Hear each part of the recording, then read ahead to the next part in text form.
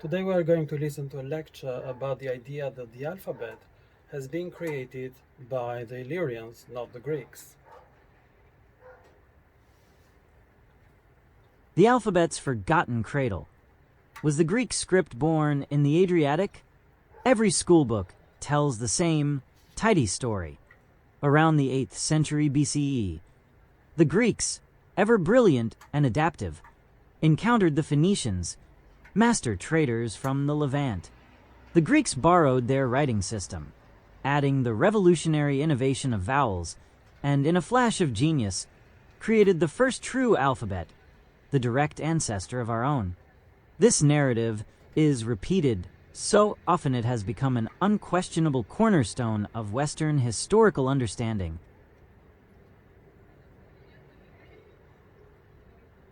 But history, as it so often does, hides not in the spotlight, but in the margins. When we scrutinize the earliest Greek inscriptions, the peculiar shapes of the letters, the stark regional variations, and the enigmatic symbols, with no clear Phoenician ancestor, the neat story begins to fray at the edges. What if the alphabet wasn't a singular, brilliant invention, but a messy, collaborative process? And what if some of its key contributors have been written out of history entirely?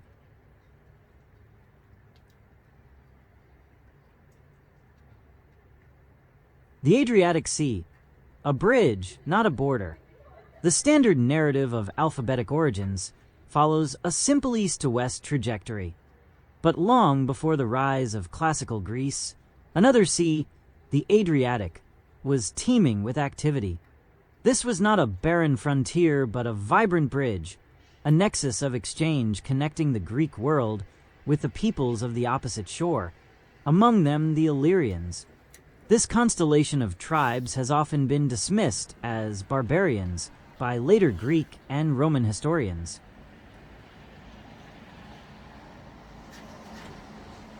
Archaeological evidence, however, tells a different story. The Illyrians of the Western Balkans were not isolated primitives.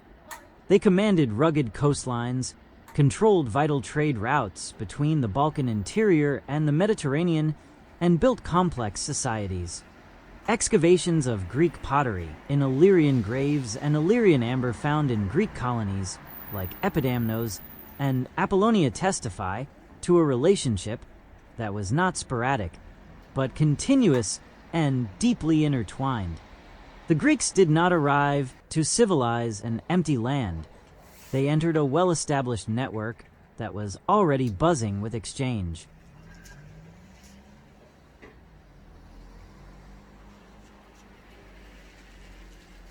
If goods, technologies, and ideas were flowing so freely across these waters, why not the very concept of writing itself? The evidence in the pottery. Symbols, not just scribbles. When we examine Illyrian material culture, a compelling pattern begins to emerge. Their pottery and metalwork are often adorned with geometric signs, zigzags, crosses, branching lines that are repeated, deliberate, and distinct from mere decoration. To traditional scholars, these are just abstract motifs. But to a growing number of archaeologists and linguists, they bear a striking resemblance to early Greek letters, yet they appear on artifacts that often predate the widespread adoption of the Greek alphabet. These are not fully realized scripts, but they may suggest something just as significant: a proto-literacy. These symbols could represent a local system of symbolic marking, a visual language used for purposes like property identification, clan affiliation, or ritual significance. The Illyrians, it seems, may have already possessed a symbolic mind, ripe for the conceptual leap that would lead to writing. The Greek colonists may not have introduced the idea of writing from scratch. They may have encountered it and adapted it.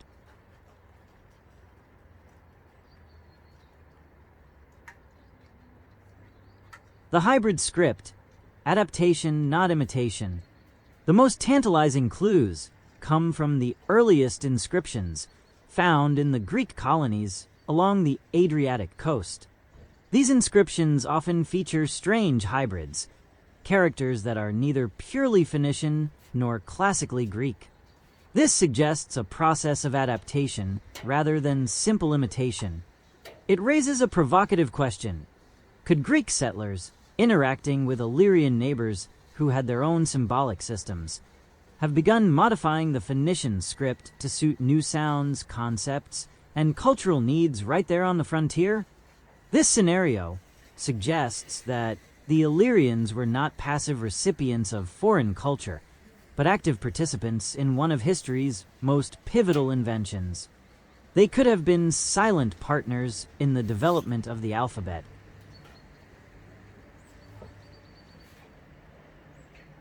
The vowel controversy, a Balkan spark.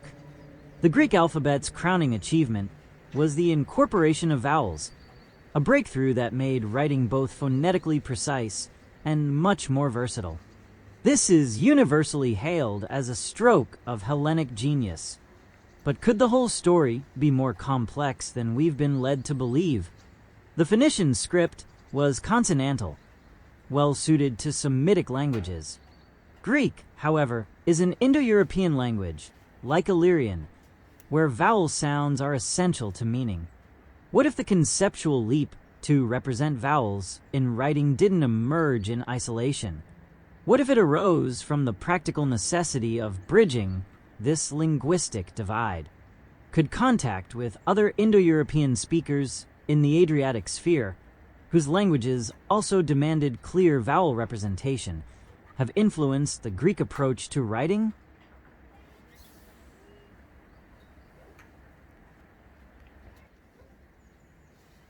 This does not diminish the Greeks' achievement. It contextualizes it. While they may have perfected the alphabet, the initial spark for its most transformative feature could have been ignited in the multicultural crucible of the Adriatic. The idea of vowel representation, perhaps, did not begin in Athens or Corinth, but rather in the complex, cross-cultural environment of the Adriatic shores. A taboo history and a new narrative. Why does this Illyrian connection remain so contentious? The answer lies deep in the foundations of Western historiography. The Greek alphabet is not just a tool of communication. It is a symbol of civilization itself, of literacy, democracy, and rationality. To suggest that its development was influenced by barbarian neighbors threatens to undermine centuries of cultural hierarchy and national myth-making. I hope you enjoyed the lecture, and goodbye to other scientific movies about the Illyrians.